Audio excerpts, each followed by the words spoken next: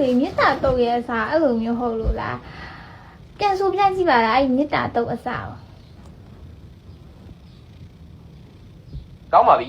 မေတ္တာလူချင်းနဲ့မေတ္တာတုတ်ရဲ့အစကကရဏိယမထကုတလေနကနေစတာပါပြန်ဆိုပြမလားဆိုပြကြည့်ပါလား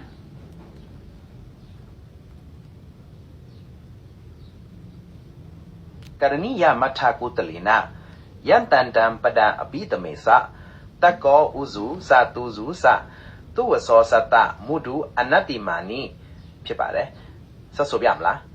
မဟုတ်ဘူးနော်မှားနေပြီနော်စုတိရဲ့မြစ်တာတုတ်ရဲ့အစားအဲ့ကရဏီအဲ့ဒီဟာနေစားတာမဟုတ်နော်ယတနုဘာဝတော်ယခဏေဝတတနိပိဒနံယမိစေဝနုယုတ်ဆံတော်ရတိနိဝမခဏီတောဒုက္ခတုပရိတုတ်တော်စပပံကိစီနာပတ္တတိဧဝမာရိကုနုပေယံပရိတံတံပနာမဟိကရဏီယမထကုတလေနယန္တတတံပဒံအဘိတမင်းစ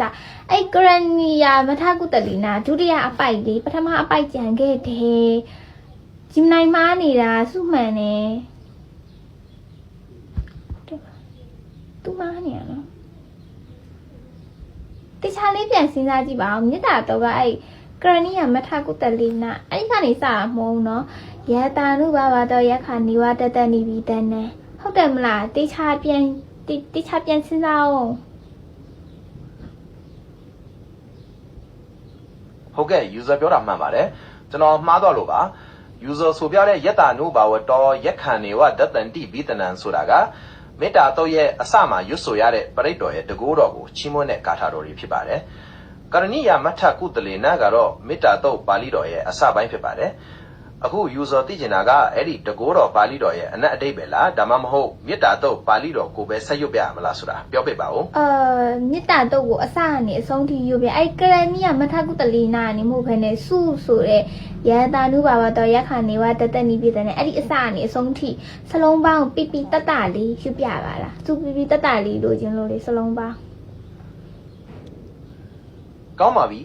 user လိုချင်တဲ့အစကနေစပြီးမြတ်စွာဘုရားရဲ့တကူတော်ကိုချီးမွမ်းတဲ့ဂါထာတော်နဲ့မေတ္တာတော့ပါဠိတော်ကိုတစ်ဆက်ထိရွတ်ဆိုပြပါမယ်ယတ္တနုဘာဝတောယက္ခဏေဝဒတ္တန္တိဘိတနံယမိစေဝနုယုံဇံတောရတ္တန္တိဝမထန္တိတော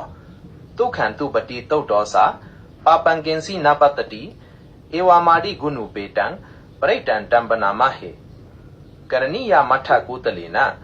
ယံတန်တံပဒံအဘိတမေသတကောဥစုသတုစုသ Okay ရပါပြီ